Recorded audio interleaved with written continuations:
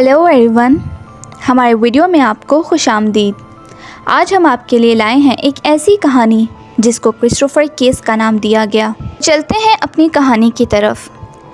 इस वाक़ये की शुरुआत हुई 11 अप्रैल 1999।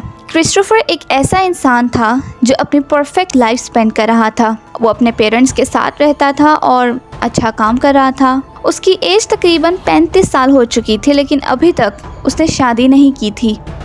उसके पेरेंट्स ने बहुत कोशिश की कि वो किसी से शादी कर ले, लेकिन वो अपने कैरियर और अपने लाइफस्टाइल के बारे में बहुत फोकस्ड था।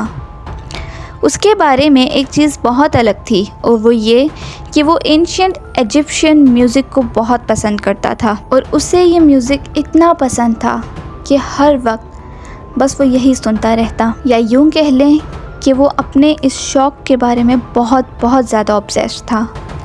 उसने अपने होम टाउन सैन फ्रांसिस्को को छोड़कर किसी और सिटी में जाकर काम करने का फ़ैसला किया और लकीली उसे म्यूज़िक इंडस्ट्री की एक बहुत बड़ी कंपनी ने हायर किया और उसे म्यूज़िक एग्जीक्यूटिव की पोस्ट मिली। काम के साथ वो अपने शौक़ को भी पूरा करता। एक दिन उसके एक दोस्त ने एक पार्टी अरेंज की और क्रिस्टोफर को एक फ़ीमेल से इंट्रोड्यूस करवाया। वो औरत उससे तकरीबन कोई 20 साल बड़ी थी। बातों बातों में क्रिस्टोफर को पता चला कि इस औरत को भी एंशिएंट म्यूज़िक बहुत पसंद है। उन दोनों का इंटरेस्ट डेवलप होने लगा, लेकिन क्रिस्टोफर जो इसे दोस्ती की तरह देख रहे थे, वो औरत क्रिस्टोफर को पसंद करने लगी थी। वो उनके साथ फ्लर्ट करने लगी थी और क्रिस्टोफर को अब ये बात महसूस होने लगी। उस औरत ने क्रिस्टोफर से कहा कि मेरे घर चलते हैं, वहाँ पूरा म्यूज़िक सेटअप है, तुम्हें वहाँ बहुत अच्छा लगेगा और हम बहुत इंजॉय करेंगे। लेकिन क्रिस्टोफर ने उसे ये कहकर मना कर दिया कि मुझे लेट हो रहा है और मुझे अब जाना है। उस औरत ने बहुत फोर्स करने की कोशिश की, लेकिन क्रिस्टोफर नहीं माने। क्रिस्टोफर अब बहुत ज़्यादा अनकंफर्टेबल फील करने लगे थे और उसने वहाँ से फ़ौरन निकलना चाहा। लेकिन जब वो जाने लगे तो उस औरत ने एक बहुत ही अजीब तरीके से क्रिस्टोफर को देखा और उसे कहा कि मैं तुम्हें बदुआ देती हूँ, अगले 7 दिन में तुम्हारी ज़िंदगी जहन्नुम बन जाएगी और 7 दिन बाद तुम मर जाओगे।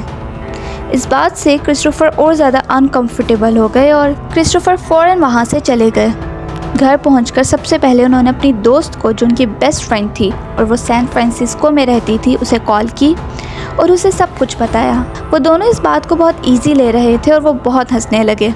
उनकी दोस्त ने कहा कि अच्छा हुआ तुम बच गए, ऐसी औरत से तुम्हें दूर ही रहना चाहिए।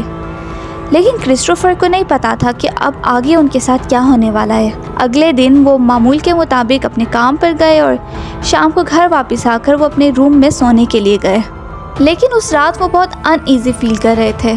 उस रात उनकी लाइफ आहिस्ता आहिस्ता बदलने वाली थी। उन्होंने सोने की बहुत कोशिश की, लेकिन सो नहीं पा रहे थे।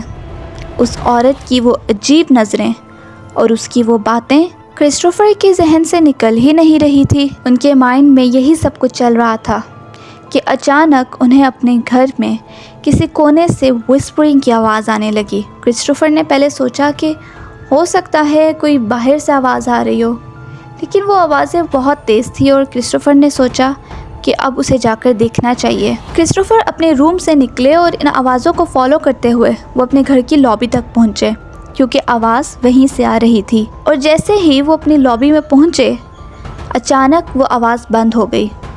क्रिस्टोफर ने सोचा कि हो सकता है मेरा वहम हो या थकावट और नींद की वजह से मुझे ऐसा महसूस हो रहा हो। वो वापस अपने बेडरूम की तरफ मुड़े तो ये आवाज़ उसे फिर से आने लगी और अब की बार ये आवाज़ बहुत ज़्यादा थी। उनका डर अब बढ़ने लगा था और वो तेज़ी से अपने बेडरूम की तरफ जाने लगे। जब वो अपने बेडरूम में जा रहे थे तो एक काला साया बहुत तेज़ी से उनके सामने से निकला। वो एकदम बहुत शॉक हो गए और घबरा गए और उनके पाँव जैसे वहीं ज़मीन पर जम गए।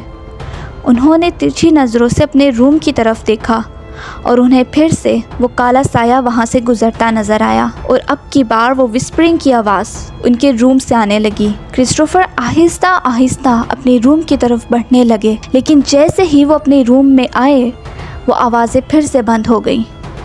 वो बहुत ज़्यादा डर चुके थे और उन्होंने अपने घर की सारी लाइट्स ऑन की और फिर से उन्होंने सोने की बहुत कोशिश की। इसी असना में सुबह हो गई और वो बहुत थक चुके थे सारी रात जागते हुए और इन आवाज़ों का अपने घर में फॉलो करते हुए।